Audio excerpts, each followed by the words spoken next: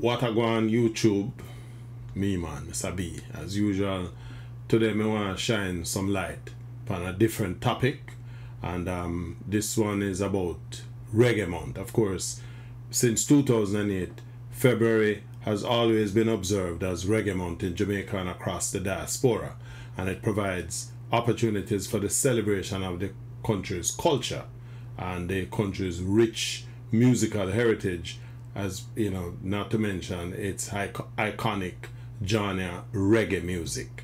Now, while the observance of Reggae Month is important, it is my view that in addition to just being a cultural event, Reggae Month holds a significant economic potential for Jamaica.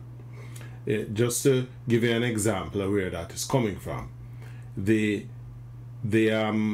World Intellectual Property Organization recently, in a study, pointed out that the global music industry is worth some 150 billion United States dollars in revenue each year.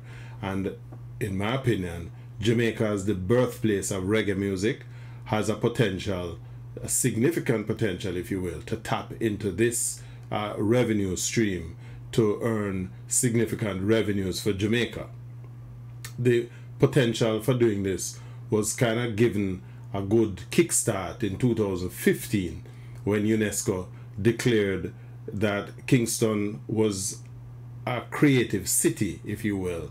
A creative city meaning that here's a city that has gifted some 6 genres of music to the world.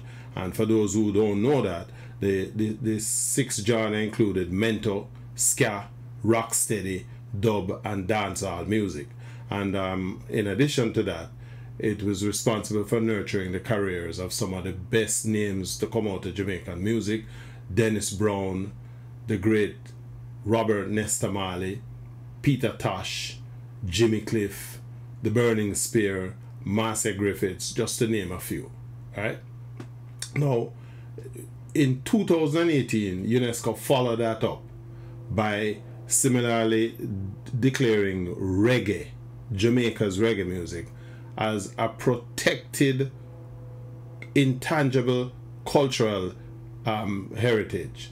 And they basically granted reggae protected status. My own view is that it is time that we started to, capitalize on all of these things instead of just, doing a lot of talking.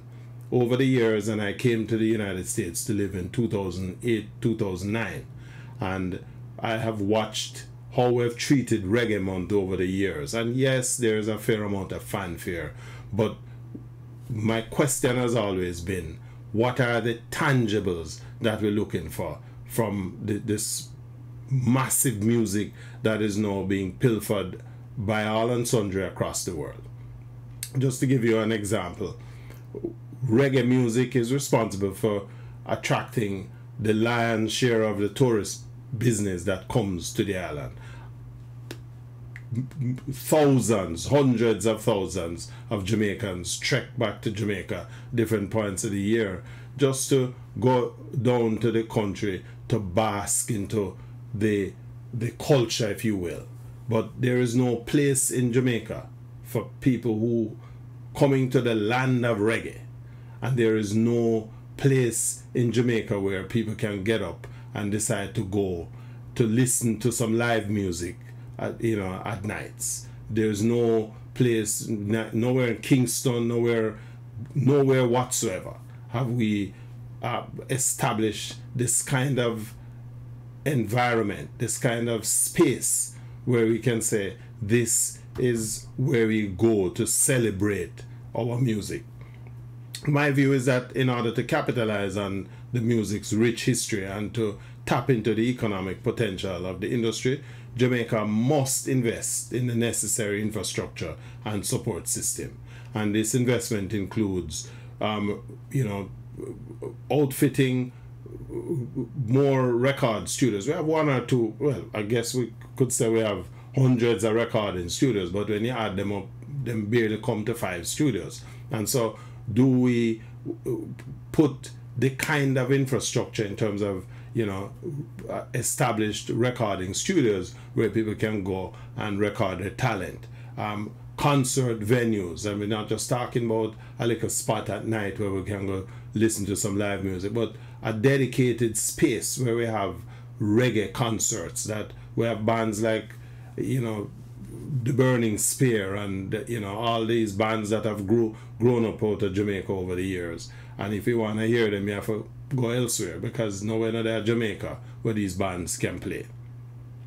So my view is, rather than we use this Reggae Month period for what I call photo opportunities for, the political directorate and those in charge of the culture at certain levels, we keep these little functions and we have a little concert and people go on and take some pictures and some news reports and all of this PR that is banded around the place, but we don't really have nothing to show for it. And I am hoping that this year we can do something different. Let us make a more long-term, meaningful commitment to developing this industry.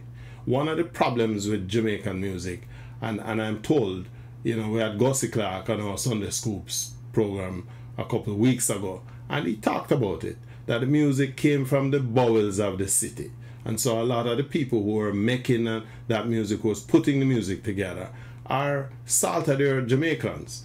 And because of how the music has developed in the country, it has not really been able to attract the kind of investment. But we have, at the political and economic levels, or tourism, we all capitalize on reggae music as a massive part of the advertising.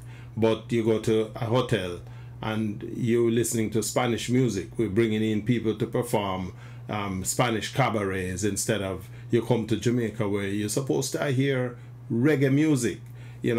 I want us to use this year of this 2023 edition of Reggae Month, and let us try to set some tangible goals. Reggae is an important cultural observance, but it also holds significant economic potential for Jamaica, and that is not going to be realized by just talking and taking photographs, right?